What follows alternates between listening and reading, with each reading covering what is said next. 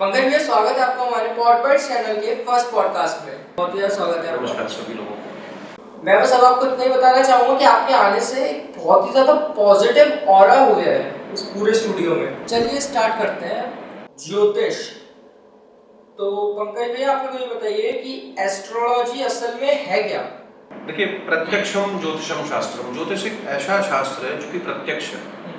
भाई, आज हम वैज्ञानिक युग में जीते हैं जो कि सब कुछ एविडेंस पर चलता है। तो पूरे शास्त्रों में, हमारी सनातन पद्धति में एकमात्र ज्योतिष एक ऐसा शास्त्र है जो कि क्या है, प्रत्यक्ष है।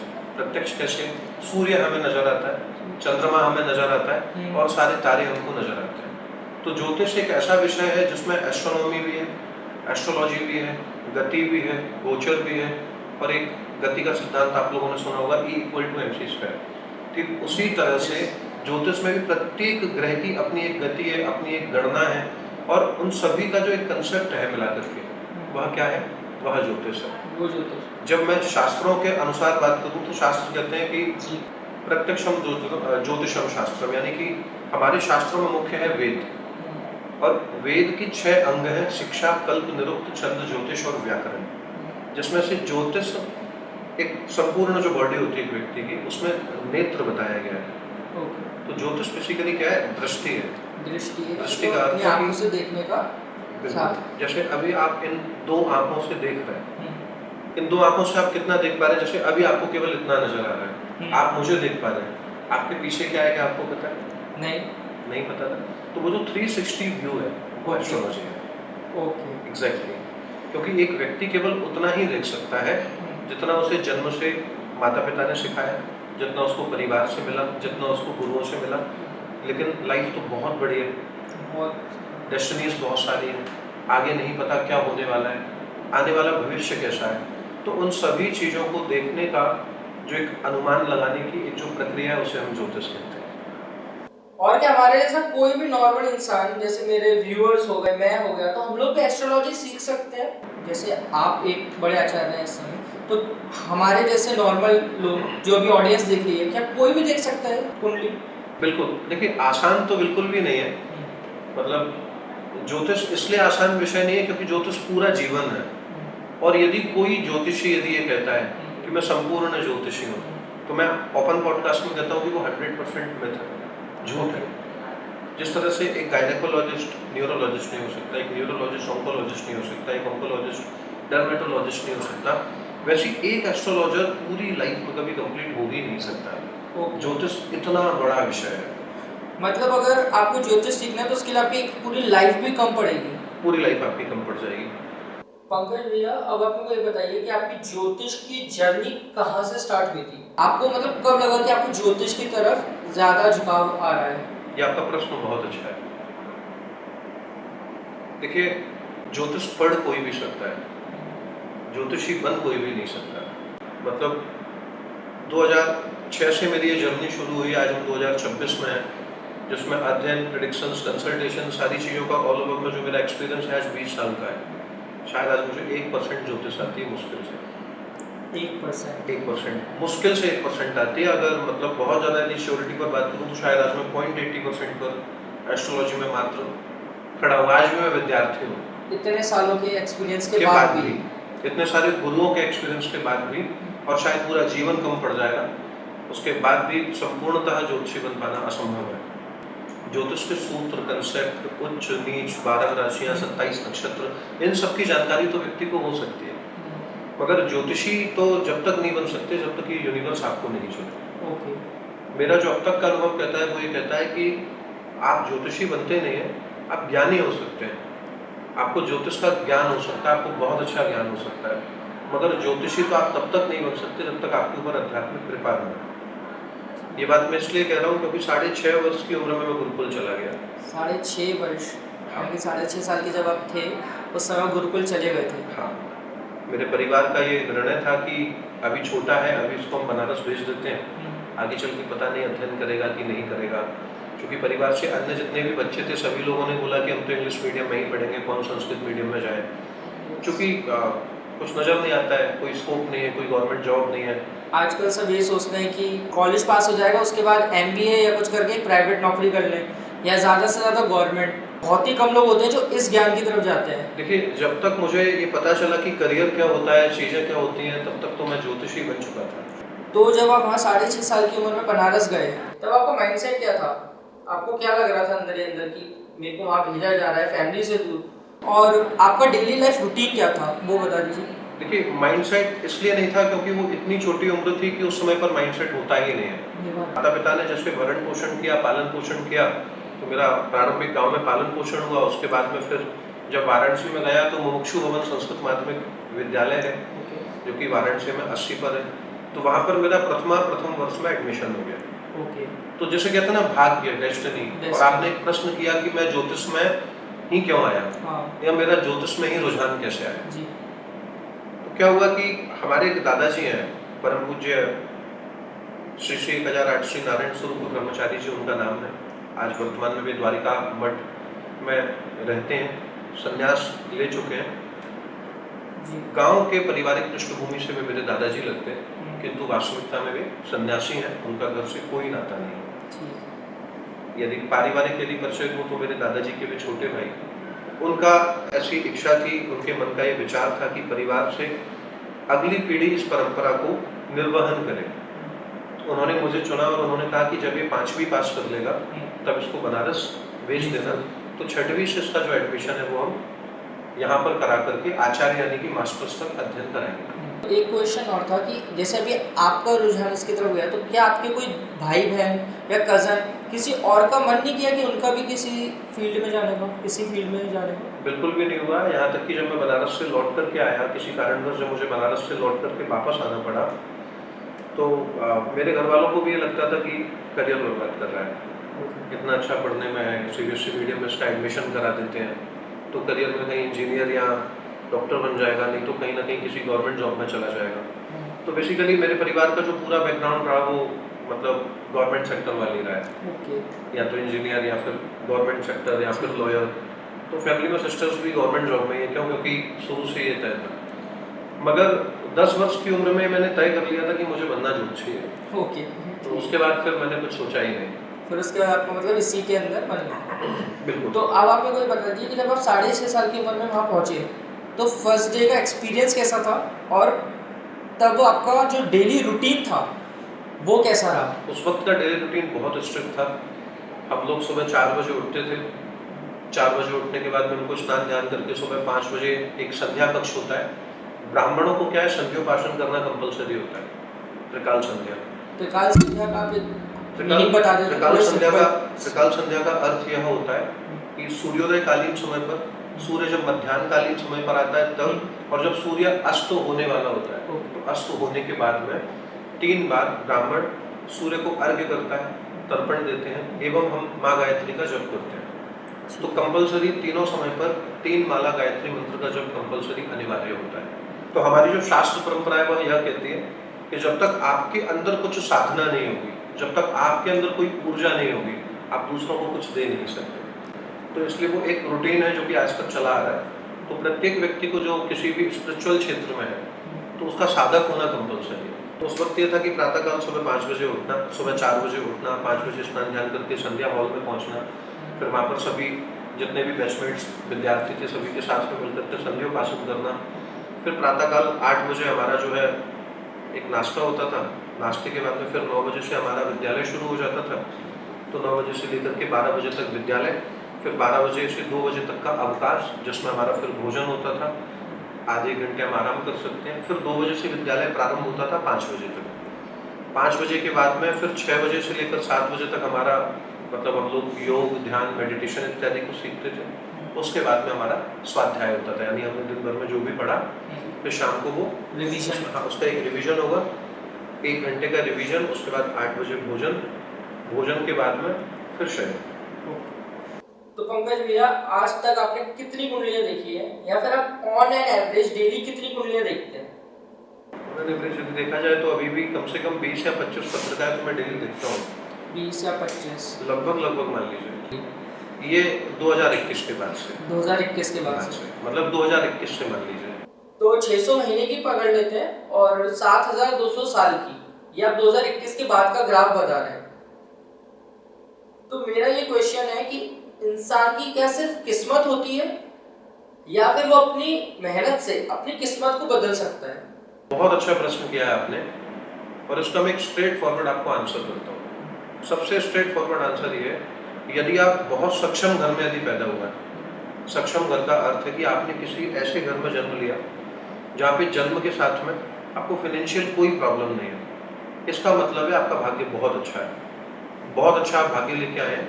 बस आपको इतना सीखना है कि आप उस लेगेसी को मेंटेन कर लें। तो वहाँ पे आपका बहुत अच्छा क्या होना चाहिए, कर्म आप इतना सीख लीजिए कि कि बस आपको आप जो उसको विरासत मिली आप उसको संभाल लें और आगे चला सकें उस चीज को। बिल्कुल। और आप यदि असामान्य घर में यदि आपने जन्म लिया है, असामान्य अर्थात मिडिल क्लास। मिडिल क्लास में, लोअर मिडिल क्लास में अगर आपने जन्म लिया है, तो आप सबसे पहले कर्म को प्रधान माने और भाग्य को बनाने के लिए मेहनत करें। किंतु आप यदि भाग्य के भरोसे रहेंगे तो गारंटी नहीं कि आप सक्सेस होंगे। क्यों?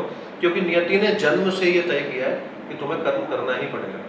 तुम्हारा प्रारब्ध या तुम्हारा पूर्व जन्म इतना स्ट्रॉन्ग नहीं है। क्योंकि एक व्यक्ति ने यदि गरीब घर में जन्म लिया तो उसमें उसका क्या दोष है, और एक व्यक्ति ने यदि बहुत सक्षम घर में जन्म लिया है तो उसमें उसकी क्या क्वालिफिकेशन नहीं है ना, कोई कोई क्वालिफिकेशन। क्वालिफिकेशन तो लक है कि किसी का जन्म राजा के यहाँ पे हुआ और किसी का जन्म रंग के यहाँ पे हुआ।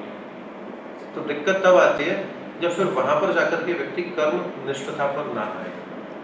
तो अब कुंडली की बात कर लेते हैं। बिल्कुल।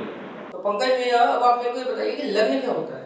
आजकल हर एक की कुंडली आजकल सब लोग दिखाते हैं, तो एक चीज बड़ी सुनने को आती है कि आपका लग्न लग्न आपका कर्क है, धनु, मीन, तो एक्सेट्रा में ले लेते हैं। तो लग्न होता क्या है? और जैसे लग्न में मैंने आपको बताया धनु, कर्क, मीन अलग अलग रहते हैं, तो इससे इंसान के जीवन पे क्या इफेक्ट पड़ता है?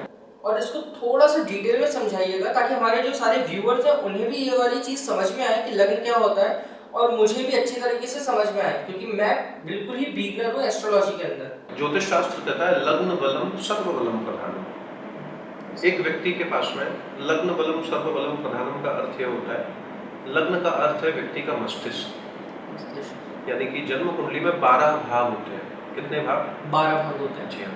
एक जो हाउस होता है वो 30 डिग्री का होता है, 30 डिग्री। हाँ, तो 30 x 12 आप जब करेंगे तो कितना हो जाएगा? 360 डिग्री। हम कितने डिग्री में रहते हैं? 360 डिग्री। तो 12 राशियां 12 ही भाव है, मेष, वृष, मिथुन, कर्क, सिंह, कन्या, तुला, वृश्चिक, धनु, मकर, कुंभ, मीन, 12 राशियां, तो 12 ही भाव होते हैं। अब जब एक व्यक्ति ने जन्म लिया तो जिस समय पर उस व्यक्ति का जन्म हुआ उस समय पर जो लग्न चल रही है, अब लग्न कैसे चल रही है? क्योंकि ग्रह क्या है? चलायमान है, चलते रहते हैं। बिल्कुल। गैलेक्सी में कंटिन्यूएशन में जो ग्रह हैं वह चलते रहते हैं। किसी को अगर गैलेक्सी में यदि ग्रह देखने हो तो आप इंडियन स्काई मैप को डाउनलोड कीजिए, एंड्रॉइड में भी रहता है, iOS में भी होता है, तो उसको आप डाउनलोड करके जब आप ऐसे आकाश पर लगाएंगे ना तो वो 360 डिग्री में कौन सा ग्रह किस राशि में चल रहा है, किस नक्षत्र में चल रहा है, प्रेजेंट टाइम पर उसकी गणना किस जगह पे हो रही है और आने वाला मूवमेंट कहाँ पर है, उसमें आपको सब कुछ दिख जाता है। एक क्वेश्चन, आज के समय में टेक्नोलॉजी है कि हम देख सकते हैं ग्रह कौन सा चल रहा है जी, तो पहले के समय जब ये टेक्नोलॉजी नहीं थी तब कैसे पता किया जाता था? ये आपका इतना अच्छा प्रश्न है जो कि सनातन की एविडेंस को सिद्ध करता है। हम आज से 10,000 वर्ष पहले भी ये बता देते थे कि इस तारीख को ग्रहण पड़ेगा, तो वो ग्रहण होता था। उसके पीछे का जो मुख्य कारण है वह ग्रह गणना है। ज्योतिष के 3 विभाग हैं। कितने? 3 विभाग होते हैं। जैसा कि मैंने शुरुआत में आपसे कहा था कि मैं 0.80% भी ज्योतिषी हूँ। उसके पीछे का मुख्य कारण यही है कि ज्योतिष का एक विभाग है गणित, उसे हम कहते हैं सिद्धांत, मतलब ज्योतिषीय भाषा में उसको कहते हैं सिद्धांत कहते हैं उसे ज्योतिषीय भाषा। एक है फलित। फलित का अर्थ होता है प्रेडिक्शंस, जो भी आपने बात की कि लग्न क्या होता है। तो लग्न जो हम निकालेंगे वो सिद्धांत का विषय है, गणित का। और फलित जो है उसको कहते हैं संहिता, यानी कि प्रेडिक्शंस। और तीसरा होता है होरा। होरा का अर्थ होता है मुहूर्त, तो वो है मुहूर्त कि कब कौन सा मुहूर्त अच्छा है, कब कौन सा मुहूर्त खराब है। तो ये 3 विभाग है ज्योतिष के, और इन 3 विभाग में से सिद्धांत जो विभाग है, सिद्धांत का अर्थ है मैथमेटिक्स। तो मैथमेटिक्स के द्वारा ये होता है कि मैथमेटिक्स से हम निकालते हैं कब कौन सी लग्न पड़ेगी, कब सूर्य ग्रहण होगा, कब चंद्र ग्रहण होगा, कब कौन सी दशा निर्धारित होगी। तो जन्म कुंडली जो बनती है वो गणित से बनती है। ठीक है। किंतु वो जो जन्म पत्रिका बन चुकी है उसके जो प्रिडिक्शंस होंगे वो संहिता का विषय है। ओके। जैसे कोई व्यक्ति एमबीए करता है, किसी का एचआर होता है, किसी का फाइनेंस होता है, किसी का मैनेजमेंट होता है, ऐसी ज्योतिष में भी विषय है कि आप किस विषय पर शोध करना चाहते हैं, आप किस विषय पर पीएचडी करना चाहते हैं, आपका रुझान एस्ट्रोनॉमी में है, एस्ट्रोलॉजी में है, अथवा होरा में है, अथवा तंत्र ज्योतिष में है, बहुत लार्ज है। मैं लग्न से पहले आपको ज्योतिष समझाता हूँ बहुत आसान भाषा में। इस दुनिया में हर इंसान के पास में सिर्फ 24 घंटे का समय है, किसी के पास 25वां घंटा नहीं। तो इस दुनिया में हर इंसान पे सिर्फ 24 घंटे का समय है, सभी के पास बराबर समय, बराबर उम्र है, किसी के पास न कम समय न ज़्यादा समय। उसी समय में एक व्यक्ति बहुत सफल होता है, एक व्यक्ति बहुत कम सफल रह जाता है और एक व्यक्ति जीवन में कुछ भी नहीं कर पाता। क्योंकि लग्न से पहले का पार्ट क्या है? ग्रह। क्योंकि जब तक किसी को ग्रह नहीं पता, हम लग्न यदि समझा भी देंगे तो कैसे समझ में आएगा। तो शून्य से लेकर के शिखर तक जितने भी लोग जाते हैं इसमें पूरा जो योगदान है वो ग्रहों का ही है। अब कैसे ये समझाते हैं? अब क्या हुआ कि एक नई कॉलोनी डेवलप हुई। ब्रह्मा जी ने सृष्टि का क्या किया? ब्रह्मा ने सृष्टि की रचना की। तो रचना जब की तो सारे डिपार्टमेंट्स आए, तो क्या हुआ? सारे डिपार्टमेंट्स में एक डिपार्टमेंट बना, डिपार्टमेंट ऑफ एस्ट्रोलॉजी। तो ब्रह्मा जी ने एक डिपार्टमेंट बनाया एस्ट्रोलॉजी, कि व्यक्ति के जीवन में सुख दुख, पैसा, आगमन, व्यय, कष्ट, इन सब का डिपार्टमेंट किसको दे दें? एस्ट्रोलॉजी। हाँ, इन सबके डिपार्टमेंट का नाम उन्होंने बनाया एस्ट्रोलॉजी। इसको हिंदी में ज्योतिष बोलते हैं। इसको हिंदी में ज्योतिष बोलते हैं। तो ब्रह्मा जी ने जब एक डिपार्टमेंट बना दिया ज्योतिष का, तो उसमें क्या है, जो पहले आओ पहले पाओ। तो ब्रह्मा जी ने क्या है, योग्य लोगों को देखा, तो उनको नजर आया कि सबसे योग्य है सूर्य। तो उन्होंने सूर्य को एक डिपार्टमेंट दे दिया। सूर्य से बोला कि तुम राजा हो, तुम लीडर हो सारे ग्रहों के। ठीक है। तो लीडर कौन हुआ? सूर्य। तो सूर्य को डिपार्टमेंट दिया आत्मविश्वास का। आत्मविश्वास का किसका दिया? आत्मविश्वास, सेल्फ कॉन्फिडेंस। सेल्फ कॉन्फिडेंस का। सूर्य को दिया दंड देने का डिपार्टमेंट, यानी कि राजा बना दिया सूर्य को। राजा यानी कि ग्वालियर का राजा कौन है अभी? ज्योतिरादित्य सिंधिया जी। नहीं, ग्वालियर का वर्तमान राजा कौन होगा? तो ग्वालियर का वर्तमान राजा होगा जो कलेक्टर है। ओके। बिकॉज ऑफ, क्योंकि वो तो आप ये मान लीजिए ज्योतिरादित्य सिंधिया जी का यदि आपने उदाहरण दिया तो वो तो भगवान हो गए, because reason of the minister, है ना। तो मिनिस्टर कौन है? मिनिस्टर भगवान है। ठीक है। किंतु प्रशासन और एडमिनिस्ट्रेशन कौन चला रहा है? कलेक्टर। तो कलेक्टर कौन है? सूर्य। कलेक्टर है सूर्य। अब कलेक्टर तो हो गया सूर्य। अब जो आईपीएस है यानी कि जो एसपी है वो कौन है? वो है मंगल। वो मंगल। बिल्कुल। क्यों? क्योंकि वो मंगल इसलिए है क्योंकि वो जो है कौन है? सेनापति है। कलेक्टर का काम है, राजा का काम क्या होता है? आदेश देना। सेनापति का काम क्या होता है? उसको इम्प्लीमेंट करवाना। राजा ने जो कह दिया वही सेनापति करेगा। तो ये कौन हो गया? सूर्य राजा। इसकी आवश्यकता है सेनापति, यानी एक ऐसे व्यक्ति की जो हमारे को कोई भी परेशानी है तो हम केवल एक ऑर्डर दें तो वो उसका हैंडल कर ले, सब कुछ वो हैंडल कर ले। इसीलिए तो वो कौन बनाया उसको? सेनापति बनाया। तो जिसका सूर्य सबसे अच्छा है वो कौन बनेगा? वो आईएएस बन जाएगा। ये क्या है? सूर्य। यानी सूर्य क्या है? लीडर है। डिपार्टमेंट कोई भी हो, कोई भी व्यक्ति जो किसी भी फील्ड का लीडर है, मतलब उसका सूर्य बलवान है। कारण क्योंकि बिना कॉन्फिडेंस के कोई इतना बड़ा साम्राज्य संभाल सकता है? एग्जैक्टली। तो ये क्या है? ये सूर्य, डिसीजन मेकर सूर्य, लीडर सूर्य। अब किसी का सूर्य ही अच्छा नहीं हो तो वो रिस्क नहीं ले सकता, वो डिसीजन ही नहीं ले सकता। किसी का सूर्य यदि अच्छा नहीं है तो फिर वो आईएएस का इंटरव्यू ही पास नहीं कर पाएगा। चाहे कितना भी बुद्धिमान हो, कितना भी इंटेलेक्चुअल हो, कितना भी नॉलेजेबल हो, वो इंटरव्यू में जाके फेल हो जाएगा। ठीक है। तो सूर्य पिता का कारक भी है, सूर्य लीडरशिप का भी कारक है। सूर्य हर उस डिपार्टमेंट का प्रतिनिधित्व करता है जहाँ पर पोजीशन ऑफ डिसीजन आ जाए, पोजीशन ऑफ लीडरशिप आ जाए, पोजीशन ऑफ कोई भी ऐसा जिसमें इमीडिएट बेसिस पे डिसीजन लेना हो, चाहे प्रॉफिट हो चाहे लॉस हो जी। तो किसी भी व्यक्ति का जिसका सूर्य बलवान होता है वो किसी भी सिचुएशन में घबराता नहीं है, वो डिसीजन ले लेता है और वो आगे बढ़ता है कि भाई यहाँ से तो आगे बढ़े। और जो लोग प्रॉपर डिसीजन नहीं ले पाते, जिनके अंदर सेल्फ कॉन्फिडेंस की कमी होती है, या जो ओवर थिंकर होते हैं, या जो अपना सच साहस के साथ सामने नहीं रख पाते, उन सबका क्या कमजोर है? सूर्य कमजोर है। सेकेंड डिपार्टमेंट क्या है? चंद्रमा। डिपार्टमेंट ऑफ चंद्र ब्रह्मा जी ने किसको दिया? चंद्रमा को। चंद्रमा का काम क्या है? मन को मस्त रखना, मन अच्छा रहना, कामनेस। अब मान के चलिए कि किसी का अगर चंद्रमा अच्छा नहीं हो, केवल सूर्य अच्छा हो, तो वो क्या हो जाएगा? जिद्दी हो जाएगा, क्रोधी हो जाएगा, चिड़चिड़ाने लगेगा। आपको मन क्या करना पड़ेगा? स्ट्रॉन्ग। वो डिपार्टमेंट ऑफ चंद्र है। अब चंद्रमा जो पार्ट है वो क्या है? चंद्रमा यानी कि मन, माता, आत्मीयता, प्रेम, इमोशंस, भावनाएं, ये सब कुछ क्या है? चंद्रमा। तो जहां पर भी इमोशन आ जाए वो डिपार्टमेंट ऑफ चंद्र है। यानी कि कोई वेरी इमोशनल पर्सन है तो मतलब उसका चंद्रमा स्ट्रांग है। हाँ, बट डिपेंड करता है कि खाली चंद्रमा से क्या होता है।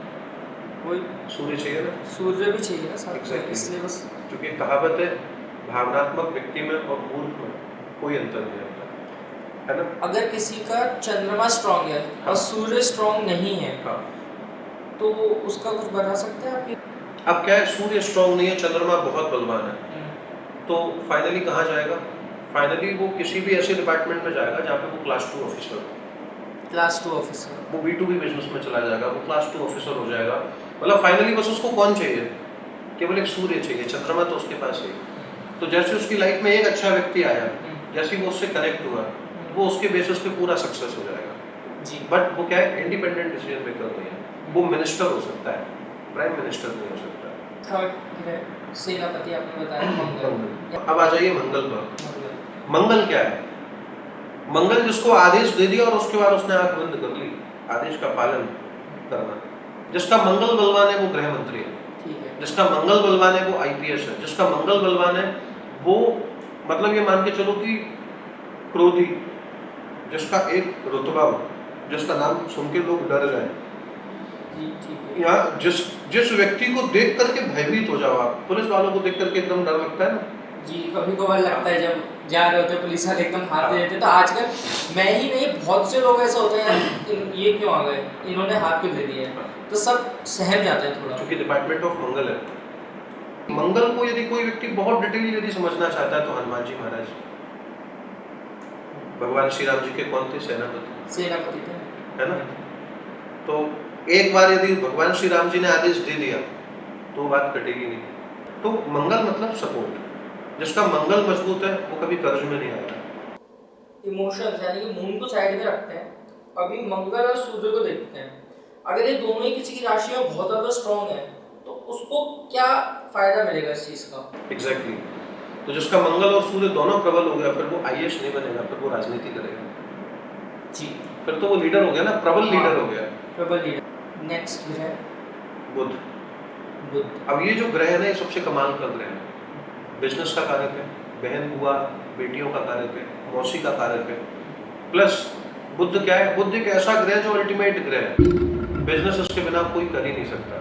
ठीक है। मतलब इस दुनिया में कोई भी बिजनेसमैन हो, बिना बुध के कोई सफल व्यापारी नहीं हो सकता। मतलब बुध ज़्यादा आपका स्ट्रॉन्ग नहीं है, वीक है, तो क्या आपका ये रहेगा कि आपकी थोड़ी जुबान खराब हो सकती है, आपकी वाणी में थोड़ी ऊंच नीच? सेंसेस नहीं आते, बात करने का तौर तरीका नहीं आता है, उसको व्यवहारिकता समझ में नहीं आती, उसको मार्केट समझ में नहीं आती, उसको चीज़ें समझ में नहीं आती, उसका सेंस ऑफ ह्यूमर बहुत वीक होता है, उसको नहीं पता कहाँ पर क्या रिप्रेजेंटेशन करना है, कहाँ पर क्या बोलना है, और साथ में कुछ भी बोल देगा, कहीं भी कुछ भी बोल देगा, कैसे भी बात कर लेगा, कैसे भी चला जाएगा। तो उसमें प्रॉपर सेंसेस की बेहद कमी होती है, IQ लेवल कमजोर होता है, इंटेलेक्चुअलिटी कमजोर होती है। आपने बहुत सारे लोग देखे होंगे जो अंगूठा छाप है, पढ़े लिखे नहीं है, जी। बुद्धिमत्ता होता है, दिमाग से बहुत दिमाग से बहुत शार्प होते हैं, बिकॉज बुद्ध उसका कारण है। लेकिन प्रत्येक ग्रह के अपने अपने अधिकार है जी। और कोई भी ग्रह हो, किसी भी व्यक्ति का कोई एक ग्रह भी यदि स्ट्रांग है ना तो वो लीडर है, और जो सुप्रीम लीडर है उसके कम से कम 2 या 3 ग्रह स्ट्रांग है जी। और जिस व्यक्ति की कुंडली में सूर्य, मंगल, राहु और शनि, ये 4 ग्रह यदि बलवान हो जाए उसका तो कोई तोड़ ही नहीं है, कोई तोड़ ही नहीं है, सारे ग्रह एक तरफ कर दीजिए आप। एक क्वेश्चन था मेरा कि सूर्य और शनि दोनों एक दूसरे के अपोजिट बताए जाते हैं, दोनों में आपस में मतलब नहीं बनती है बेसिकली, तो मेरे को आप ये बताइए कि अगर ये दोनों ही है तो उस इंसान का नेचर कैसा होगा, वो क्या बन सकता है और इसके साइड इफेक्ट्स क्या है? देखिए माइंड सेट में प्रॉब्लम है, माइंड सेट में अंतर है। शनि कहता है मैं जज बनूंगा जी। सूर्य कहता है मैं नेता बनूंगा, है ना। शनि कहता है कि भाई मैं जज बन के दुनिया को न्याय दूंगा, ठीक है। सूर्य कहता है कौन बंधन में बंधे, ठीक है। ऐसी पावर किस काम की कि आपसे कोई छेड़ नहीं रहा है। भाई अभी हाईकोर्ट का एक जज निकल रहा हो तो पहली बात तो अगर वो जाएगा तो उसके संग में 2 गाड़ियां जा रही हैं, तो पहली बात दुनिया में कोई तुमसे वैसे भी चहकने वाला नहीं है, बोलने वाला नहीं है, आर्गुमेंट करने वाला नहीं है, बुरा बोलने वाला नहीं है। आप क्यों? आओगे सीधा चलोगे निकल जाओगे, हाँ। कोई आपसे तू कुछ भी नहीं बोलेगा। हाँ। तो सूर्य कहता है मुझे ऐसी लाइफ चाहिए नहीं, ठीक है, मुझे तो ऐसी लाइफ चाहिए जहाँ पे क्या हो, डिबेट हो, मेरे से डिबेट बात हो, हो। बात हो, विरोध हो, चीजें हो, शासन हो, रुतबा हो, मजा आना चाहिए, मतलब फ्रंट में लाइफ खेलनी है। बहुत सारे लॉयर्स कहते हैं कि जज in the sense suicidal post, भाई जज नहीं बनना, सुसाइडल पोस्ट है, पर्सनल रिलेशन एंड हो जाते हैं। शनि एकांत का कारक है, शनि न्याय का कारक है, शनि रिसर्च का कारक है, शनि एक्टिविस्ट बनाता है। किंतु केवल किसी व्यक्ति की पत्रिका में शनि बहुत अच्छा हो तो वो सेवा क्षेत्र में बहुत अच्छा लगता है, वो सेवक बहुत अच्छा होता है, उसकी कार्य प्रणाली बहुत अच्छी होती है, वो रेलवे में बहुत बड़ा इंजीनियर बन जाएगा, उसको पूरा इंडिपेंडेंट रेलवे डिपार्टमेंट मिल जाएगा, वो रेलवे का चीफ हो सकता है, लेकिन वो प्रधानमंत्री का मुख्य सचिव नहीं बन पाएगा कभी। नेक्स्ट ग्रह कौन सा है? बृहस्पति। बृहस्पति। जी। गुरु यानी कि ज्ञान, नॉलेज, विजडम, ज्योतिष, आध्यात्मिकता, प्रोफेसर, लेक्चरर, किसी भी क्षेत्र का गुरु, एक ऐसा गुरु जिसकी सबको आवश्यकता हो, वो कौन है? वह गुरु है।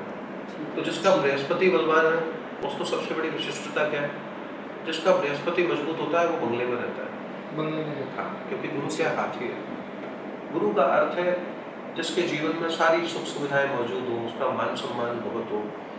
लोग कहते हैं कि शुक्र से व्यक्ति एक्टर बनता है, कलाकार बनता है, मॉडल बन सकता है शुक्र से। बिना गुरु के सक्सेसफुल लेजेंड नहीं बन सकता, बिना बृहस्पति के कोई शाहरुख खान या अमिताभ बच्चन नहीं बन सकता। अब बिना गुरु के जीवन में कुछ भी नहीं है, ऐसे ही कहते हैं। गुरु 27 प्रकार के होते हैं। 27 प्रकार के? बिल्कुल, एक गुरु नहीं होता कभी भी, गुरु 27 प्रकार के होते हैं। जब भी गुरु दीक्षा दी जाती है तो जो भी व्यक्ति गुरु दीक्षा देता है तो दत्त भगवान का आपने नाम सुना होगा जी। दत्त भगवान के जन्म के बाद से पहली बार जो गुरु बनाया वो दत्त भगवान ने बनाया। ठीक है। तो दत्त भगवान ने चींटी को भी गुरु बनाया। चींटी को भी गुरु? कैसे बनाया कि चींटी थोड़ा सा दाना लेकर के कितना बड़ा पहाड़ चढ़ जाती है जी, है ना, लेकिन वहीं पे आप एक बहुत बड़ा भारी वजन का सामान लेके पहाड़ नहीं चढ़ सकते। तो दत्त भगवान ने चींटी से ये शिक्षा ली कि जितने कम विचार, जितने कम थॉट्स होंगे, यानी प्लानिंग कम, मतलब एग्जीक्यूशन ज्यादा रहेगा कि प्लान कम किया लेकिन अपन ने काम करना स्टार्ट कर दिया, वो आगे देखेंगे। यानी कि एक दिशा में एक ही यदि काम करोगे तो सफल हो जाओगे। ठीक है। 50 चीजों को लेकर के चलोगे तो फिर सफर कैसे तय करोगे? क्यों? क्योंकि समय तो 24 घंटे के लिए। उन्होंने घास का जो कण होता है ना, जिसे हम घास कहते हैं, दूबा, उन्होंने उस दूरबा को भी गुरु बनाया। कैसे गुरु बनाया उन्होंने देखा कि एक विशाल चट्टान दूरबा के ऊपर गिरी, दूरबा चुप गई, लेकिन जैसे ही वो चट्टान हटी कुछ समय बाद वापस से दूरबा सीधी खड़ी हो गई। तो उन्होंने दूरबा से ये शिक्षा ली, गुरु बनाया कि जीवन में कितनी भी पहाड़ जैसी परेशानियां और परिस्थितियां आ जाए, कुछ समय के लिए झुके हैं ना, कोई बात नहीं, जब ये परिस्थितियां हटेंगी वापस से धीरे धीरे ठीक हो जाएगी। तो हर वो व्यक्ति जिससे आपको ज्ञान की प्राप्ति हो, यानी कि आपको क्या मिल रहा है? ज्ञान, गुरु, नॉलेज मिल रहा है, गुरु मिल रहा है। तो जिस व्यक्ति को अपना गुरु बलवान करना हो, बृहस्पति बलवान, बिना ज्ञान के कोई व्यक्ति सफल नहीं हो सकता। या तो आप ज्ञानी बनो या फिर आपके पास में ज्ञानी होना चाहिए। वो ज्ञानी कौन है?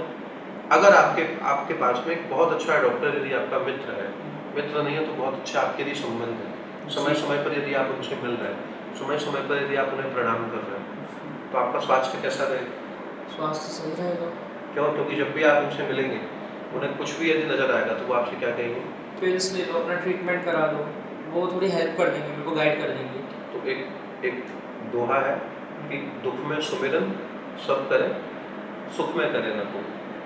तो आज के समय पर यदि व्यक्ति को अत्यधिक सफल होना है तो उसको किसकी आवश्यकता है? गुरु की आवश्यकता है। तो जीवन में जिसके पास जितने ज्यादा गुरु हैं वो उतना ज्यादा सफल है। समझ गए बात को? लेकिन हर क्षेत्र में एक ही गुरु होना चाहिए, ऐसा नहीं कि एक क्षेत्र में आपने 4 गुरु होना चाहिए, वो भटकाव है। तो एक क्षेत्र में यदि आपके पास एक गुरु है तो आपको ठिकाना पता है। ठीक है। आजकल मैंने देखा है बहुत से लोग कंठी धारण कर लेते हैं, बहुत से गुरु की दीक्षा ले लेते हैं, बहुत सारा चलता है, लेकिन उसको लेने के बावजूद बहुत से लोगों को मैंने नियम फॉलो करते हुए नहीं देखा है। जब आप कुछ चीजें जिम्मेदारी ले रहे हो उसका एक नियम भी रहता है, कायदा भी रहता है, लेकिन बहुत से लोग उसको फॉलो नहीं कर रहे हैं। तो उनके लिए अभी आप कुछ बोलना चाहें, अगर क्या बात होगी, या फिर उनको कुछ समझाना चाहें? श्रद्धा का विषय है। जी। गुरु किसका विषय है? श्रद्धा का विषय होता है। गुरु समर्पण का विषय है, गुरु आत्मसमर्पण का विषय है। जब तक आपकी अपने गुरु के प्रति निष्ठा नहीं है ना, तब तक आपका कंठी माला सब कुछ धारण करना व्यर्थ है। क्यों? क्योंकि गुरु एक शिक्षा है, लेकिन गुरु वो शिक्षा है जो आपको समर्पित भाव के बाद ही प्राप्त होगी। तो वो मतलब आप तो कुल मिलाकर के मान लीजिए कि आपको पूरी तरह से गुरु के प्रति समर्पित होना पड़ेगा। आपने मतलब ये तय कर लिया कि गुरु की निंदा नहीं करते, क्योंकि गुरु से हमेशा सीखते हैं। जी। तो कंठी माला धारण करने से कुछ नहीं है। गुरु के प्रति जब तक संपूर्ण श्रद्धा नहीं होगी, वो श्रद्धा की जीत है। तो गुरु एक परंपरा है, गुरु विषय नहीं है, गुरु सिर्फ कंठी माला नहीं है, गुरु प्रेम है। वो एक अनन्य प्रेम है, और वो आजकल के लोगों को कम समझ में आता है, किंतु आज भी ऐसे लोग हैं जिन्हें बहुत समझ में आता है। और जिन्हें समझ में आता है वो जानते हैं कि गुरु कृपा और भगवान की कृपा क्या होती है।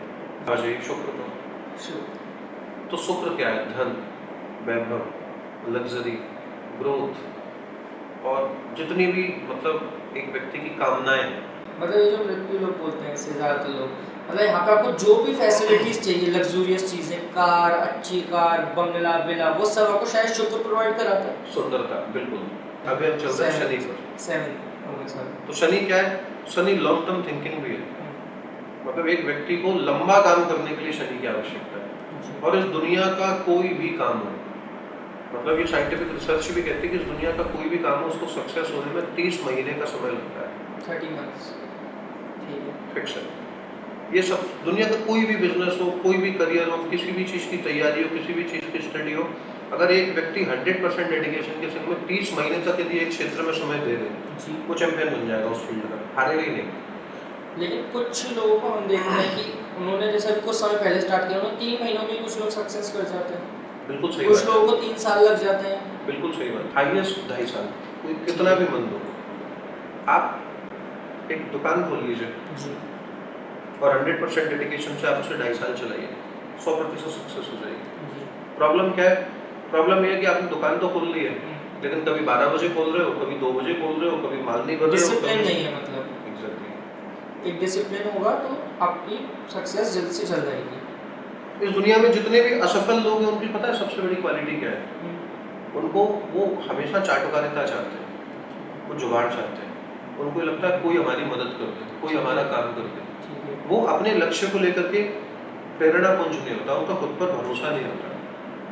और जो अपने आप से झूठ बोलता है वो कभी सफल नहीं हो सकता, क्योंकि शनि सत्य का कारक है। शनि तब तक कष्ट देता है जब तक आपके पास क्या नहीं है?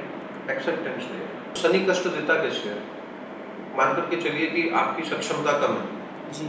अब इंडिया की यदि मैं बात करूँ तो इंडिया में स्टैंडर्ड जो डेटा कहता है इंडिया का, वो कहता है कि इंडिया में 80% लोग ऐसे हैं जो 30,000 रुपये महीने से कम कमाते हैं। जी।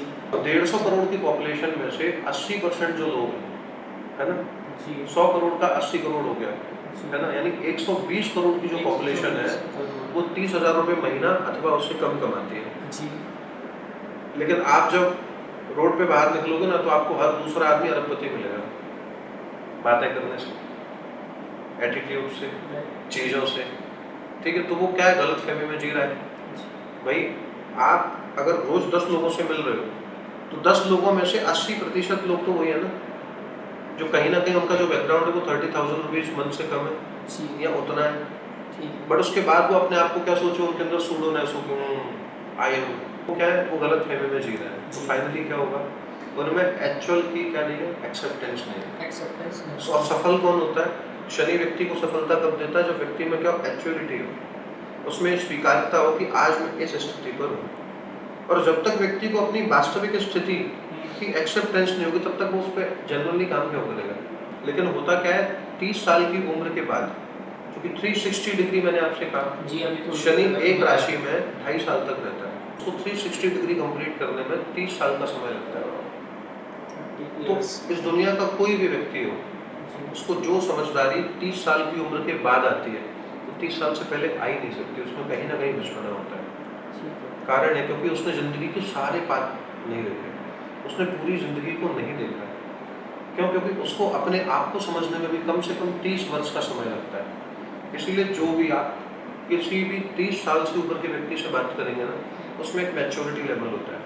अब आता है राहु और केतु। राहु और केतु एक साथ, भ्रम, मिस्टीरियस बोल सकते हैं। हाँ, mysterious, hallucination, illusion, reels, social media, okay सब राहु है। ठीक है हर वो चीज जो आप देख रहे हो बट आपकी नहीं है, वो राहु है। ठीक है हर वो चीज, हर वो झूठ जो आपको एंजॉयमेंट देता है वो राहु है। हर वो ड्रग्स राहु है, हर नशा राहु है,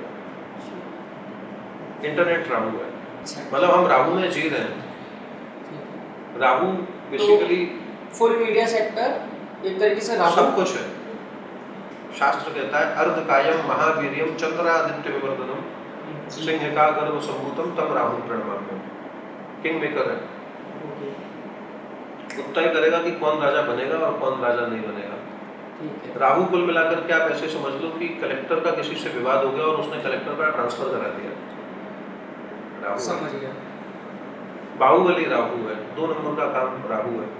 ठीक है बड़ा व्यापारी राहु है, राहु है। बहुत बड़ा बाहुबली राहु है, राहु, डरता नहीं है। ठीक है प्राय जितने भी राहु वाले लोग होते हैं अधिकतर वो भगवती के उपासक होते हैं, क्योंकि सिंह का गर्भ संभूतम तम राहु प्रणमाम्यम। अधिकतर ऐसे लोग अनन्य भगवती भक्त होते हैं अथवा महादेव के भक्त मिलेंगे, जी तीसरे को नहीं मानेंगे। उनकी 2 में ही आस्था होती है, या तो महादेव में या फिर भगवती। राहु एक पापी ग्रह, दूर ग्रह है। ग्रहों की 3 डेफिनेशन है। ये राहु और केतु को आप संयुक्त लेकर के चलो, दोनों में कोई ज्यादा अंतर नहीं है। ठीक है मतलब एक है जिसने डिसीजन लिया, एक है जिसने काम पूरा किया। ठीक है तो Rahu basically dark web Rahu है ठीक और है एथिकल सूर्य है, ऐसे मान लीजिए। ठीक जो दिख रहा है वो सूर्य है, जो नहीं दिख रहा है वो राहु है। राहु है जिसको देख तो सकते हो लेकिन टच नहीं कर सकते, वो सब कुछ राहु है। राहु मतलब इल्यूजन, भ्रम, किसी को मूर्ख बनाना, किसी को तुरंत अपने झांसे में ले लेना, बेसिकली झूठे को अपना बनाना, काम निकलवाना राहु को अच्छी तरह से आता है, चाहे वो Dominant- सामने कोई भी खड़ा हो उस समय। Gas lighting, emotional blackmail, dominant, manipulation, politics, राजनीति, क्रिएशंस, शिकार करना, शिकारी, सब राहु है। ठीक है ये सब राहु है। और केतु एक बार में चीजों को फिनिश कर देता है। एक्सीडेंट अगर हो रहा है बिना केतु के नहीं हो सकता। ठीक है कोई भी प्लेन क्रैश हो रहा है बिना केतु केतु के के नहीं नहीं हो सकता। भूकंप आ रहा है बिना केतु के नहीं आ सकता। किसी का यदि घर टूट गया, मतलब किसी घर में दरार आ गई, केतु है। कोई भी अप्रत्याशित दुर्घटना घट गई, केतु है। कोई भी तंत्र तांत्रिक क्रिया, किसी को डिमोलिश करने की पूरी योजना बना ली, केतु है। केतु किसी का गनशॉट से डेड हो गया, केतु है। तो केतु मतलब जो एक बार में सब कुछ बर्बाद कर दे। ठीक है उस हर जगह पे जहाँ पे एक बार में बहुत सारा पैसा आ जाए या एक बार में सब कुछ बर्बाद हो जाए, वो टोटल केतु है। तो केतु अगर किसी का स्ट्रॉन्ग है तो उसके साथ क्या क्या हो सकता है? वो या तो रॉ में चला जाएगा या फिर क्रिमिनल बनेगा। जिसका केतु बलवान है वो तो डेफिनेटली क्रिमिनल बनेगा। पंकज भैया एक क्वेश्चन और था मेरा, जैसे राहु और सूर्य ये दोनों एक दूसरे से अपोजिट हैं, एक दूसरे से अलग सोचते हैं, ये दोनों का काम करने का तरीका बिल्कुल अलग है। तो अगर ये दोनों ही किसी की राशि में बहुत ज्यादा स्ट्रांग रहे हैं तो उसका नेचर क्या होगा, उसको साइड इफेक्ट्स क्या हैं उसको इस चीज के, और वो क्या बन सकता है, इसके बारे में थोड़ा बताइए। नेता बनेगा भाई। वो ये स्थिति बना देगा कि वो कलेक्टर भी वही हायर करेगा जो उसकी सुने जी, और अगर उसकी नहीं सुनेगा तो एक बार में बोल देगा जाओ, ठीक है, क्योंकि वो राहु भी है और वो सूर्य भी है। सूर्य भी है, तो इसके दोनों ग्रह बलवान है। मतलब वो ये मान लो कि वो एक समय पे एक्टर भी रहा, उसके बाद वो सांसद भी बन गया, फिर वो मिनिस्टर भी बन गया और फिर कोई काम भी नहीं कर रहा है, ठीक है, फिर भी उसका नाम चल रहा है। ठीक है, अब जब हम लग्न पर आएंगे तो अब क्या है, 12 राशियां 12 ही लग्न है। ठीक है, अब आपको ये समझ में आ गया हर ग्रह के प्रभाव क्या है, ठीक है। हर ग्रह का सिस्टम क्या है। और मैं सबसे पहले आपसे ये जानना चाहूँगा ज़ोडिएक साइंस और उनसे इंसान के नेचर पर क्या प्रभाव पड़ता है? क्या हर एक ज़ोडिएक साइन के हिसाब से हर इंसान का नेचर भी अलग होता है? इसको भी ज़रा थोड़ा डिटेल में बताइएगा। आपको पूरे 9 ग्रह समझ में आ गए? जी आ गए। अब इन 9 ग्रहों में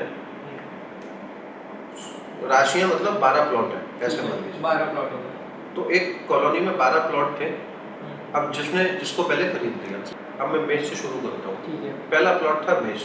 ठीक है, तो मंगल सबसे पहले आए। मंगल ने कहा ये प्लॉट मुझे अच्छा लग रहा है, मैं इसको बुक कर लेता हूँ। तो मेष जो राशि है उसका लॉर्ड कौन है, उसका मालिक कौन है? मंगल है। अब जैसे ही मंगल ने प्लॉट खरीदा तो शुक्र के मन में इच्छा हुई कि यार एक प्लॉट हम भी खरीद लेते हैं। ठीक है, तो वृष जो राशि है उसका स्वामी कौन है? शुक्र। अब जैसे ही मंगल ने और शुक्र ने प्लॉट खरीदा तो बुद्ध के मन में जिज्ञासा उत्पन्न हुई कि यार ये दोनों अगर इन्वेस्टमेंट कर रहे हैं तो कोई तो बात होगी। मैं भी ले लेता हूँ। ठीक है। तो मिथुन जो राशि है उसका स्वामी कौन है? बुध। बुध है। अब जब बुध ने खरीद लिया तो चंद्रमा के मन में इच्छा हुई कि यार मैं भी खरीद लेता हूँ। तो कर्क राशि का जो प्लॉट खरीदा वो किसने खरीदा? चंद्रमा ने। अब सूर्य ने बोला मैं राजा, बताओ ये लोग खरीद रहे तो मैं भी खरीदूंगा। तो सिंह राशि किसकी हुई? सूर्य की। तो सूर्य ने सिंह राशि का प्लॉट खरीदा। बुध क्या है? बुद्धिमान था। बुध ने बोला कि एक प्लॉट और ले लो, इतने लोगों ने ले लिया। तो कन्या राशि को भी बुध ने एक्वायर कर लिया। तो इस तरह से अब बुध के पास में क्या हो गए? दो प्लॉट्स हो गए, मिथुन और कन्या। शुक्र ने बोला मेरे पास किस चीज की कमी है, मैं और खरीद लेता हूँ। ठीक है। तो फिर शुक्र ने तुला राशि भी खरीद ली। तो इस तरह से वृषभ राशि और तुला राशि का स्वामी शुक्र। ठीक है। इसके बाद में मंगल ने बोला अच्छा मैं आया था, बताओ अब तो प्लॉट्स की रेट्स बढ़ गई। तो उसने एक और खरीद ली। तो वृश्चिक राशि का स्वामी कौन? मंगल। इसके बाद में गुरु आए। धनु राशि का जो प्लॉट था वो गुरु ने खरीद लिया। तो धनु राशि का स्वामी कौन? गुरु। शनि जैसे ही आए तो शनि ने बोला इकट्ठे दो प्लॉट खरीदूंगा मैं तो। अच्छा। तो शनि ने मकर और कुंभ दोनों राशियां शनि की हो गई एक साथ। ठीक है। इसके बाद में मीन राशि बची। तो गुरु ने बोला कि सभी लोगों ने दो दो खरीद लिए तो हम भी दो ले ही लेते हैं। तो इस तरह से मीन जो राशि हुई वो किसकी हो गई? गुरु की हो गई। ठीक है। तो मेष राशि मंगल, वृषभ राशि शुक्र, मिथुन राशि बुध, कर्क राशि चंद्र, सिंह राशि सूर्य, कन्या राशि बुध, तुला राशि शुक्र, वृश्चिक राशि मंगल, धनु राशि गुरु, मकर और कुंभ शनि और मीन जो है वो गुरु। इन सबकी राशियां होंगी। तो अब 12 राशियां आ गई। अब राहु केतु ने कहा मैं क्या करूं? तो बुध बहुत समझदार था। बुध ने बोला दोस्त कैसी बात कर रहे हो, तुम्हारा घर मेरा घर। बुध ने धीरे से अपनी जो राशि है वो किसको दे दी? राहु को दे दी। तो राहु से बोला मिथुन राशि और कन्या राशि तुम्हारा घर है, मैं तो कम रहता हूँ। तो राहु को ने एक राशि पर कब्जा कर लिया। यही मान लीजिए कि बुध ने स्वयं को पावरफुल बनाने के लिए क्या किया? उसको एक राशि दे दी मिथुन राशि। मिथुन राशि पर राहु उच्च का हो जाता है। और जब राहु ने वहां राशि ली तो केतु धीरे से गुरुदेव के पास चला गया। गुरुदेव संभालो। तो धनु जो राशि थी गुरु ने केतु को दे दी। तो इसीलिए केतु किसका सबसे अच्छा होता है? धनु में सबसे अच्छा केतु होता है, मीन में सबसे अच्छा केतु होता है, और राहु किसमें सबसे अच्छा होता है? मिथुन में और कन्या में। तो पंकज भैया अब आप मेरे को ये बताइए कि लग्न क्या होता है और इसको थोड़ा सा डिटेल में समझाइएगा ताकि हमारे जो सारे व्यूअर्स हैं उन्हें भी ये वाली चीज समझ में आए कि लग्न क्या होता है और मुझे भी अच्छी तरीके से समझ में आए। अब आते हैं हम लग्न पर।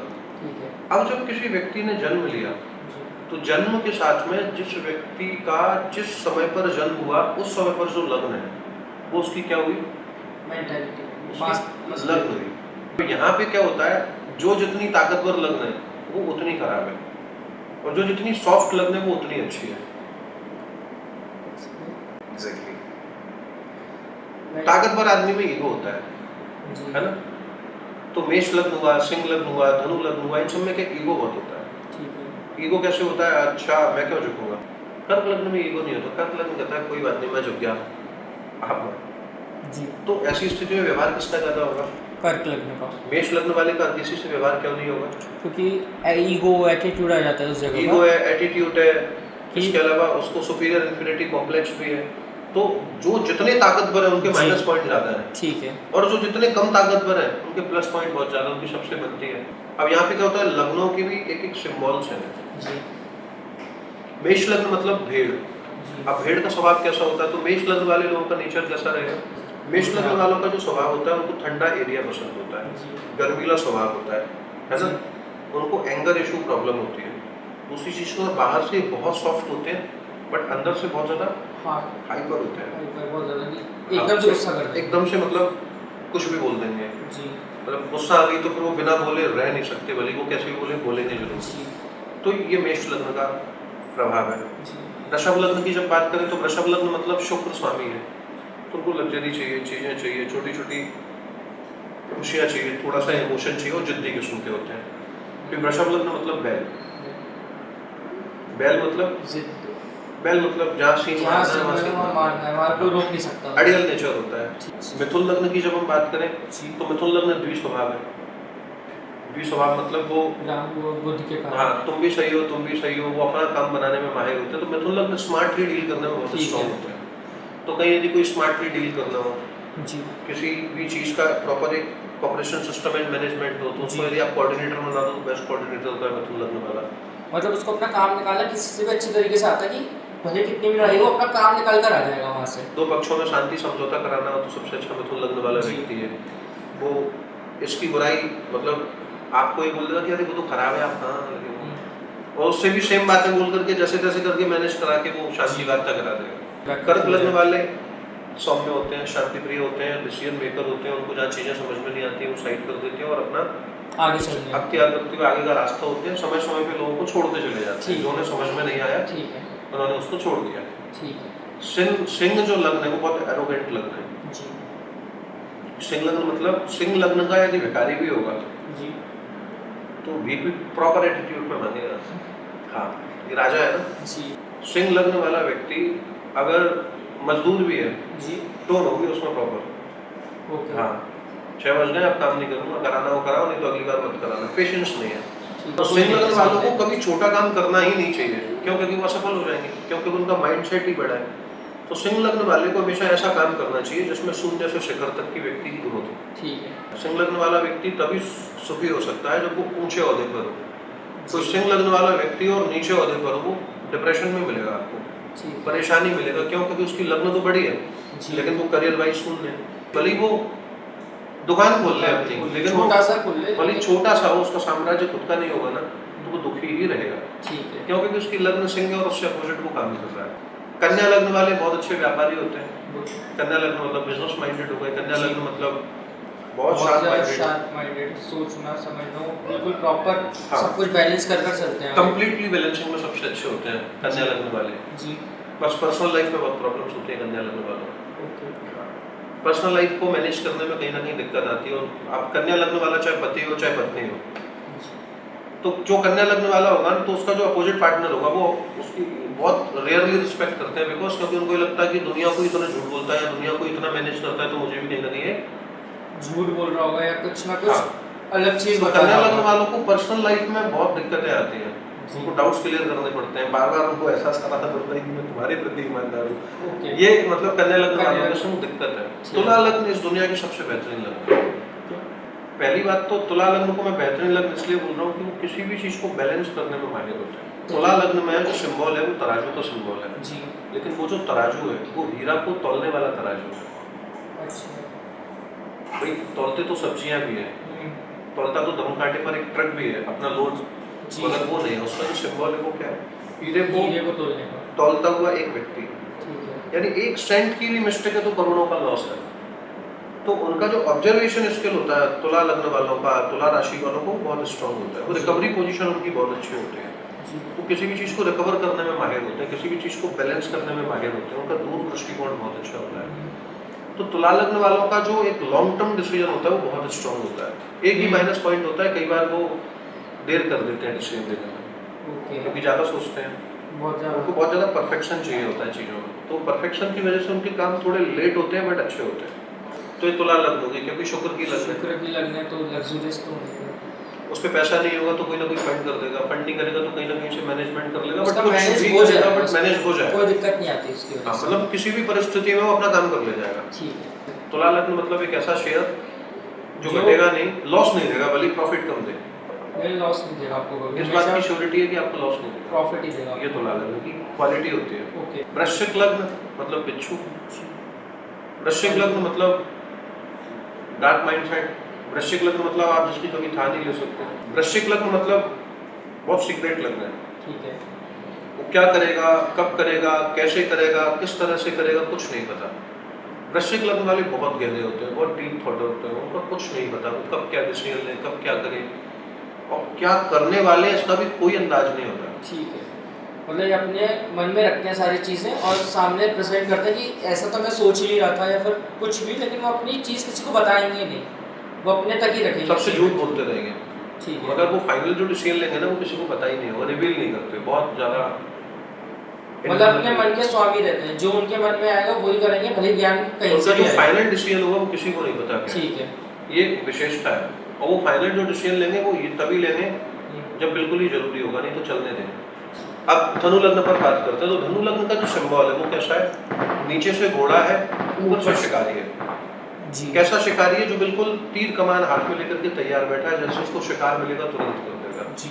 ये धनु लग्न है। जी। लेकिन धनु लग्न वालों की लाइफ में कंफ्यूजन बहुत होती है, क्योंकि अग्नि तत्व की राशि है, ऊपर से ज्ञान होता है। मतलब धनु लग्न वाला काम तो करना चाहता है, बट एक स्टेटस के साथ काम करना ठीक चाहता है। है। उसको स्टेटस नहीं मिले ना तो काम नहीं कर पाता। ठीक। उसको एक मतलब एक डिग्निटी चाहिए। मतलब धनु लग्न वाला व्यक्ति है तो वो ये चाहेगा कि यार एटलीस्ट सोफा तो मिले। जी। धनु लग्न वाला अगर कार में बैठना चाहेगा और अगर वो पीछे वाली सीट पे बैठा है तो इस बात पे भी दुखी है कि मैं आगे क्यों नहीं। तो धनु लग्न मतलब जो चाहता है, गुरु है, तो गुरु क्या चाहता है, प्रोफेसर क्या चाहता है, सारे बच्चे बोले good morning sir. Good morning sir, एक स्टेटस सिंबल कि नहीं, एक रिस्पेक्ट चाहता है वो मतलब बेसिकली। उसको एक रिस्पेक्ट चाहिए। तो धनु लग्न वाले जो भी हैं उनको कोई भी काम करे तो उन्हें ऐसा काम करना चाहिए जिनमें रिस्पेक्ट कहीं ना है। कहीं रिस्पेक्ट हो। जी। अब कोई धनु लग्न वाला और कोई ऐसे डिपार्टमेंट में काम कर रहा है, ऐसी जगह काम कर रहा है जहाँ इज्जत है ही नहीं, जी। तो वो परेशान, वो उसका जिंदगी खत्म। ठीक है। खत्म क्यों है? क्योंकि वो डिप्रेशन में ही रहेगा, क्योंकि बीमारियों में ही रहेगा, मेरी कोई इज्जत नहीं कर मेरी रहा कोई है, इज्जत नहीं कर रहा है। तो धनु लग्न वाले को क्या चाहिए? रिस्पेक्ट। रिस्पेक्ट। नहीं मिलेगी तो व्यर्थ है। ठीक है। मकर लग्न वाला व्यक्ति बिल्कुल ही डिफरेंट है। मकर लग्न मतलब मगर, पानी के अंदर रहने वाला, जी। गहराई में रहने वाला, लोगों से दूर रहने वाला। मकर लग्न वाले में फोबिया होते हैं, अपने में रहना, अपनी चीजें अलग रखना, जी। शो करने में बहुत आदी होता है, इनडायरेक्ट काम करने में माहिर होते हैं, वो जासूस नेचर के होते हैं, प्लस वो अपने एरिया के सीमित रह जाए। मतलब उनके लिए कि मेरा कंफर्ट जोन रहता है उनका, कि इस कंफर्ट जोन है मेरा, यहाँ पे उससे मैं कुछ बाहर भी, नहीं उसके बाहर वो कुछ नहीं है। उसके बाद बिना वो कोई fail। भी डिसीजन ले बिना कंफर्ट जोन के नहीं ले सकते। ठीक है। मतलब इवन ये मान के चलो कि अगर कोई मकर लग्न का लड़का या कोई मकर लग्न की लड़की है और उसको लगा रिलेशनशिप के टाइम पर कि आगे चल के मुझे उसका फ्यूचर नजर नहीं आता, जी। वो नहीं देखेंगे कितना डीप लव है। ठीक है। वो तो प्रैक्टिकल डिसीजन अगर उनको लंबा और कंफर्ट जोन नजर नहीं आएगी, वो बोलेंगे प्यार एक तरफ शादी नहीं करना, कोई बुराई नहीं है उनको। जी। ये मतलब मकर लग्न की क्वालिटी की उसको अपना कंफर्ट जोन पहले चाहिए। ठीक है। नहीं मिल रहा है तो सेक्रीफाइस नहीं करेगा, सेक्रीफाइस कर रहा है तो बुराई करेगा। कुंभ लग्न वाले लोग बहुत मेहनती होते हैं, जी। बहुत ईश्वर होते हैं, और कुंभ लग्न वाले लोग सहनशील, जिद्दी, और वो मतलब खाली घड़ा भी होगा ना उसको भी भर देंगे। कुछ लोग जो किसी भी परिस्थिति के बिना भी मेहनत करके बहुत आगे तक जाते हैं, वो कुंभ लग्न वाले होते हैं। मतलब वो अपने परिवार के लिए सब कुछ करता है, वो अपनी फैमिली की खुशियों में ही अपनी खुशियां खोजता है। तो मतलब एक कंप्लीटली देखा जाए, कंप्लीटली गुड पैकेज तो कुंभ लग्न वाला कुंभ लग्न वाला एक गुड पैकेज है। मतलब उसको अपनी पत्नी की भी 4 गालियां खा लेगा, वो फिर भी काम करता रहेगा। ठीक है। वो कहीं से भी थोड़ी बहुत खुशी मिले तो उतने में ही खुश है। सहनशीलता बहुत अच्छी है, संघर्षशीलता बहुत अच्छी है, बहुत अच्छा संगठन मंत्री होता है, जी। तो बहुत अच्छा अध्यक्ष होता है, और लोग उसकी सराहना करते हैं, लोगों को भी आगे बढ़ाने वाला होता है, बहुत अच्छा। मतलब वो एक प्रैक्टिकल जो टीचर होता है ना, वो कुंभ लग्न है। ठीक है। कुंभ लग्न वाले लोग मतलब एक टांग पे खड़े होकर के भी मेहनत कर सकते हैं, पर वो तपस्वी पे होते हैं, वो मेहनत से भी पीछे नहीं हटते हैं। जी। और वो छोटी सी चीज में खुश भी हो जाते हैं। हाँ, कुंभ लग्न वाली यदि महिला हो तो उसको पता है क्या चाहिए, केवल थोड़ा सा प्रेम, थोड़ी सी केयर में भी संतुष्ट है। तो कुंभ लग्न मतलब literally it's a completely package. कुंभ लग्न वाले लोग बहुत हम्बल होते हैं, बहुत शांतप्रिय होते हैं, वो खुद कितने भी परेशान हो दूसरों को कष्ट देना नहीं चाहते। जी। अब आप मीन लग्न के बारे में बताइए। मीन जो लग्न है उसका स्वामी तो बृहस्पति है जी। किंतु मीन लग्न किसकी है? जैसे मीन लग्न मतलब 2 मछलियां। ठीक है। ये तो सिंबल क्या है? हाँ, सिंबल क्या है? 2 मछलियां। जी। मगर मछली एक एक्वेरियम के अंदर भी रहती है, मछली तालाब में भी रहती है, मछली समुद्र में भी रहती है, मछली व्हेल भी होती है। मीन लग्न वाला व्यक्ति बेसिकली ग्रोथ उसकी जो तय होती है, वो तय होती है कि वो कहाँ रह रहा है, ओके। किस प्लेस पर रह रहा है। अगर वो गांव में सीमित है तो उसकी सोच बहुत ही ज्यादा संकुचित हो गई, ओके। तो वो जितने बड़े प्लेस पर है उतना टैलेंटेड है। जी। मतलब मीन लग्न वालों को कभी भी छोटे प्लेस पर नहीं रहना चाहिए। ठीक है। मीन लग्न वाले लोग जितने छोटे प्लेस पर हो उतने कम सक्सेस होते हैं, जितने बड़े प्लेस पर होते हैं उतना ज्यादा सक्सेस होते हैं। ठीक है। तो मीन लग्न वालों के लिए बहुत सिंपल है, अगर वो गांव में रह गए मतलब वो एक्वेरियम हो गए, वो नॉर्मल शहर आ गए, वो तालाब हो गए, वो मेट्रो सिटी चले गए तो वो नदी हो गए, और अगर वो किसी राजधानी चले गए, दिल्ली या मुंबई जैसी मेट्रो सिटीज में चले गए, मतलब जहाँ ग्लोबली कनेक्टिविटी हो, वो ग्लोबली जो शहर है वहाँ यदि चले गए जी। तो फिर उनका ग्लोबली लेवल पे उनकी सक्सेस होती है। ओके। तो डिपेंड करता है कि मीन लगने वाला व्यक्ति है किस प्लेस पर। किसी की कुंडली कितनी भी बलवान हो, कितनी भी राजयोगी हो, जी अब व्यक्ति अगर काम ही यदि छोटा कर रहा है तो उतना ही वो उस काम में सफल हो जाएगा। ठीक है। अब एक व्यक्ति कुंडली में राजयोग है, वो गाँव में बैठा है, तो गाँव में अगर वो व्यापार कर रहा है, दुकान चला रहा है, तो उसकी सबसे अच्छी जनरल स्टोर की दुकान चलेगी। ठीक है। और अगर वो शहर में होगा तब भी उसकी सबसे अच्छी चलेगी, क्यों? क्योंकि उसका भाग्य अच्छा है। ठीक है। बट डिपेंड करता है कि वो किस प्लेस पर, किस स्थान पर, किस देश में, किस काल, किस परिस्थिति में, और किस काम को कर रहा है, किस काम को कर रहा है। तो हार कर कभी जीत मुनासिब नहीं होती। ग्रहों का इफेक्ट पूरा है, लेकिन अब दिक्कत ही वही है कि छलने में दूध दोए और कर्मन को दोष दे। ठीक है। तो भाग्य भी तब साथ आपका देगा जब आपका कर्म सिद्धांत बड़ा होगा। स्वयं श्री वास्तविक बहुत बड़े कवि हैं, उन्होंने एक बात कही है कि मुझको न रोकिए, न ये नजराने दीजिए, मेरा सफर अलग है, मुझे जाने दीजिए। ज्यादा से ज्यादा होगा ये कि हार जाएंगे, किस्मत तो हमें अपनी आजमाने दीजिए। तो सबसे बड़ी बात है कि जिस सफर पर आप चल रहे हो उसको कंप्लीट तो करो, खुद से मचा दो। तुम हार जाओ एक बात अलग है, लेकिन हारने से पहले जो हार मान लेता है व्यक्ति, उसको ना भगवान पर भरोसा होता है, ना ग्रहों पर भरोसा होता है, और वो कहता है ये सब कुछ नहीं होता। जी। तो ये बात वही कहता है कि अरे ये सब कुछ नहीं होता जो सच में कर्मठ नहीं है, जो खुद जो अपने दम पर नहीं है। ठीक है। जो चाटुकार लोग हैं उन्हें ना भगवान समझ में आ सकता, न ज्योतिष समझ में आ सकता, न ग्रह समझ में आ सकते, न न्यूमरोलॉजी समझ में आ सकती, न यूनिवर्स समझ में आ सकता। ये सारे विषय उसी के जो सच में बड़ा करना चाहता है, क्योंकि ज्योतिष राज विद्या है। जो राजा बनना चाहता है, जो बड़ा बनना चाहता है, उसी को समझ में आएगी। छोटे लोगों की काम की विद्या नहीं है। छोटे लोगों के लिए तो ये सब कुछ भी नहीं है, बोल दिया उसको हवा में उड़ा देता है। तो ऐसे नास्तिक लोग यदि क्वेश्चन करेंगे तो साइंटिफिक एविडेंस भी मैं दे दूंगा। बाकी चर्चा मैं अगले चाहूंगा पॉडकास्ट में करेंगे। तो चलिए दोस्तों, ये था हमारा आज का पॉडकास्ट। आज इस एपिसोड को यहीं खत्म करते हैं, लेकिन हम जल्द ही पार्ट 2 के साथ आएंगे। अब आपको पंकज भैया से और कौन से सवाल पूछने हैं कमेंट सेक्शन में जरूर बताइएगा, और कमेंट्स में ये भी बताइएगा कि आपको हमारा ये पहला पॉडकास्ट कैसा लगा। तब तक के लिए स्टे ट्यून्ड।